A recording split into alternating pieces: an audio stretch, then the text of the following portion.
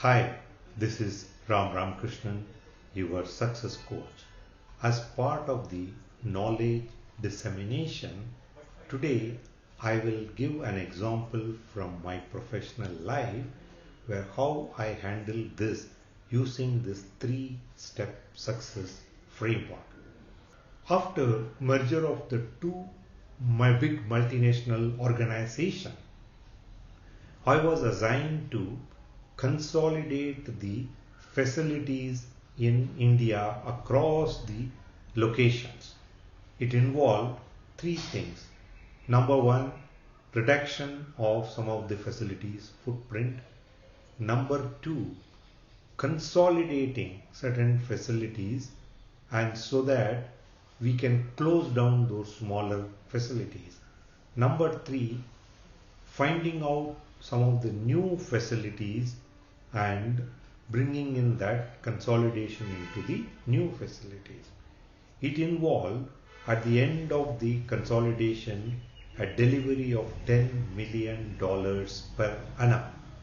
Normally what happens is the corporate from the global pushes us down so that we need to follow the thing what they have set. Contrary to that, I requested the global team, give me some amount of a time, let me look at your recommendation, what is the pros and cons, and I'll see whether anything better than that can be worked out. So we started looking at, I brought in all the stakeholders involved in the process, then we started looking at the corporate recommendation. Apart from that, there are recommendations which was coming from the local teams. With that, we identified a final list. If we go by that, it is going to be much easier for us to implement that consolidation process. This is called the health check of the three-step success process, wherein we looked at what is the assess process. Once this is done, then we went on going through putting a plan of action saying that how we can implement this plan within the 6 months period of time. A goal has been clearly set, and then we looked at what are all the changes we need to go through as part of the change management processes. So we looked at all the nitty-gritties of it. There are certain things, something we need to get out of the comfort zone. There are some people, some projects are very much attached to few locations. If it is not making profitable, we need to close it down. All this thing has been worked out as part of the agile implementation. We kept the things open, not be so rigid, saying that we said that yes, this is what we are trying it. In the process we find something difficult, we need to find an alternative which can give equal amount of the saving. At the end of it, our ultimate goal is to achieve that $10 million savings in the project. This is the agile implementation, the step 2 of the three-step success process.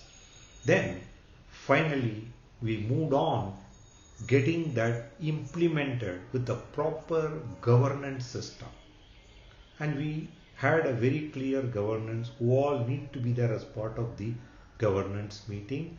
What is that each of the department need to take responsibility for, and what is that they can bring into the governance team. Something if they got stuck and there is a problem, roadblock, they can bring it as a governance. We can look at it and see what needs to be done. Is there any other adjustment which is required in the process? So we also created a complete vision board with that, saying that yes, at the end of 6 months we need to achieve, the status is going to look like this. That is what we visualized it and worked on that. This is called the real-time transformation of the step 3 of the three-step success process.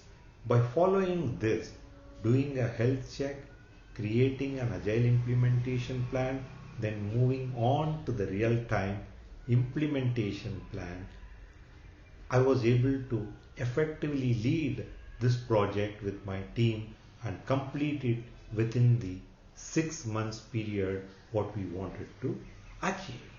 So if you want to know more about what is this 3-step success process, please reach out reach out to us through the email ID or the mobile number provided here.